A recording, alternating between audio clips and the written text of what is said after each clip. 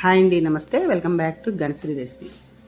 ఈరోజైతే నేను చాలా పాతకాలం ట్రెడిషనల్ దోశ అనమాట అండి. ఇది మా చిన్నతనంలో ఎక్కువ అమ్మ వాళ్ళు చేస్తూ ఉండేవారు. చాలా కమ్మటి రుచి ఉంటుంది. అలాగే దీన్ని పచ్చడితో నంచుకుని తింటే చాలా బాగుంటుంది. ఇది ఎలా ప్రిపేర్ చేయాలో ఇప్పుడు చూసేద్దాం రండి. తయారీ విధానం కూడా చాలా సింపుల్గా ఉంటుంది. ఈ దోశలు ప్రిపేర్ చేయడానికి ఒక అరకప్పు వరకు పచ్చిశనగపప్పు ముందుగా నానబెట్టి ఉంచుకోవాలి. అరకప్పు నానబెడితే ఇలాగ ఒక కప్పుడు అవుతుంది అనమాట. అలాగే ఒక కప్పు బియ్యం నూక, బియ్యం రవ్వ అంటాం కదా, అది ఒక కప్పు బియ్యం పిండి వేసుకోవాలి. ఈ 3 ఇంగ్రీడియంట్స్ తోటి ఇప్పుడు మనం దోశ ప్రిపేర్ చేద్దాము. ఇలా ఒక బౌల్ తీసుకుని ఒక కప్పు బియ్యం పిండి, అలాగే ఒక కప్పు బియ్యం నూక వేసుకోవాలి. ఇలా ముందుగా నానబెట్టుకున్న పచ్చిశనగపప్పు వేసుకోవాలి. శనగపప్పు బదులు మనం ఇందులో బొబ్బర్లు కూడా వేసుకోవచ్చండి, చాలా కమ్మగా ఉంటాయి టేస్ట్. అలాగే ఒక స్పూన్ జీలకర్ర వేసుకోవాలి. సరిపడినంత సాల్ట్ వేసుకోవాలి. ఒక 1/4 టీ స్పూన్ సాల్ట్ అయితే సరిపోతుంది. ఇదంతా ఒకసారి బాగా మిక్స్ చేసుకున్న తర్వాత ఇందులోకి వాటర్ వేసుకోవాలి. అంటే 6 కప్పుల వాటర్, బాగా వేడి నీళ్ళు వేయాలండి. మరగబెట్టేసి నీళ్ళు, ఆ నీళ్ళు పోయాలి. మామూలు నీళ్ళు కాదు, హాట్ వాటర్ వేసుకోవాలి.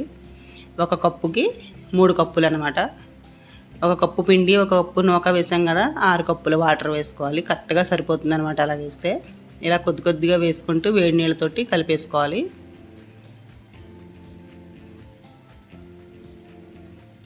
ఉండగట్టకుండా ఇలా మెత్తగా బాగా కలిపేసుకున్న తర్వాత మూత పెట్టేసి ఒక పావు గంట సేపు పక్కన పెట్టుకోవాలి. 10 నిమిషాలు, పావు గంట సేపు సరిపోతుందండి, అంతకంటే ఎక్కువ అవసరం లేదు.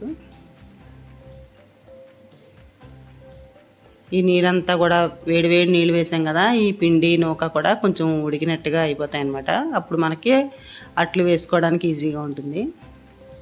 ఇలా వెంటనే కూడా వేసేసుకోవచ్చు, కానీ కొంచెం గట్టిగా వస్తాయి. ఒక 10 నిమిషాలు కానీ 15 నిమిషాలు కానీ మూత పెట్టేసి పక్కన పెట్టుకోవాలి.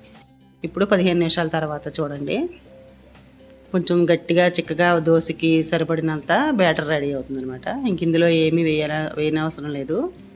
ఇలా కమ్మగానే ఉంటాయండి ఇలా వేసుకుంటే. కొంతమందికి ఇష్టమైతే ఉల్లిపాయ ముక్కలు, పచ్చిమిర్చి వేసుకుంటారు, కానీ ఇలా వేసుకుంటేనే మాకు నచ్చుతాయి అనమాట. అందుకే ఇలాగే చేశాను. స్టవ్ ఆన్ చేసి పాన్ పెట్టుకుని ఆయిల్ అప్లై చేసుకోవాలి. ఇప్పుడు పిండి వేసుకోవాలి. మరి పల్చగా కాకుండా కొంచెం దళసరిగా దోశ వేసుకోవాలి. ఒక 2 గరిటెలు వేసుకుంటే సరిపోతుంది.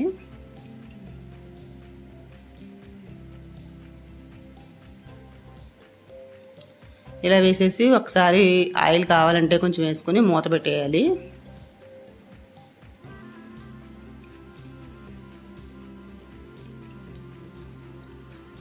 స్టవ్ కొంచెం లో ఫ్లేమ్లో పెట్టుకుని మూత పెట్టాలి. వేడిగా బాగా హై ఫ్లేమ్లో పెట్టి చేసేయకూడదు. కొంచెం లో ఫ్లేమ్లో పెడితే మెల్లిగా ఉడుకుతూ ఉంటాయి అన్నమాట. ఇప్పుడు మూత తీసి చూస్తే అడుగునంతా వేగిపోయింది. ఇప్పుడు మళ్ళీ తిరగేయాలి. తిరగవేసిన తర్వాత ఇంక మూత పెట్టకూడదు, అలా ఉంటేనే క్రిస్పీగా వస్తాయన్నమాట. ఇంకొక నిమిషం 2 నిమిషాల పాటు అలా ఉంచేస్తే కొంచెం ఆయిల్ వేసుకుంటే దోశ అయితే రెడీ అయిపోతుంది. ఇలా ఎన్ని కావాలంటే అన్నీ వేసుకోవడమే. టేస్ట్ అయితే చాలా బాగుంటాయండి, క్రిస్పీగా ఉంటాయి, కమ్మటి రుచి అనమాట. తినే కొద్దీ తినాలనిపిస్తూ ఉంటాయి. ఇవి తినడం వల్ల మనకి కడుపులో నొప్పులు అవి ఏమీ రావండి, హెల్తీగా ఉంటుంది. లైట్గా కూడా ఉంటాయి ఇటువంటివి. ఒకసారి మీరు కూడా ఇలా ట్రై చేసి చూడండి, చాలా బాగుంటాయి. అంతేనండి, వేడిగా మంచి క్రిస్పీ దోశలు అయితే రెడీ అయిపోయాయి. కొంచెం టైం అయితే పడుతుందండి, వెంటనే తీసేయకూడదు మామూలు దోశలాగా. కొంచెం స్టవ్ లో ఫ్లేమ్లో పెట్టుకుని తీసుకోవడం వల్ల కొద్దిగా టైం పడుతుంది. కాకపోతే 2 గంటలు ఎక్కువ తినలేము. ఇవి కొంచెం దళసరిగా ఉన్నాయి కాబట్టి 1-2 గంటలు ఎక్కువ తినలేము. ఇప్పుడైతే దోశలు అయితే క్రిస్పీగా రెడీ అయిపోయాయి.